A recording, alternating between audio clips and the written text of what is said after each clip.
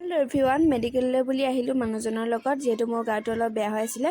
আৰু আজি ইমানেই গৰম নহয়, ইয়াত লাইন পাতি পাতি মানে মানুহ একদম গৰমত অৱস্থা নাইকিয়া। আৰু মই বিচনী লৈ আহিছিলোঁ, তাত থাকিব নোৱাৰি এইফালে ৰাস্তা কিনাৰতে গছৰ তললৈ বুলি আহিলোঁ। মানুহজন আহি আছে, আপোনালোকক মই দেখাই আছোঁ এইফালে।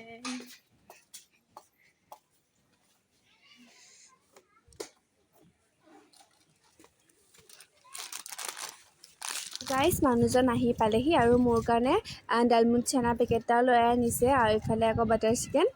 মই ধুনীয়াকৈ তেখেতে আহি নোপোৱাৰ আগতে পানী আৰু প্লেট দুটা আনিয়ে থৈ দিছিলোঁ। এফালে ধুনীয়াকৈ মই উলিয়াই দিলোঁ, আৰু মানুহজনক মই ভিডিঅ' কৰিবলৈ দিছিলোঁ দেই।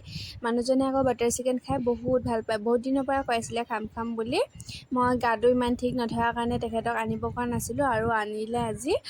তেখেতক ধুনীয়াকৈ উলিয়াই দিলোঁ, আৰু এতিয়া আমি দুইজনে খাম। এতিয়া মই খাবলৈ লৈছোঁ, আৰু আপোনালোককো দেখাই আছোঁ খাই কেনেকুৱা লাগে।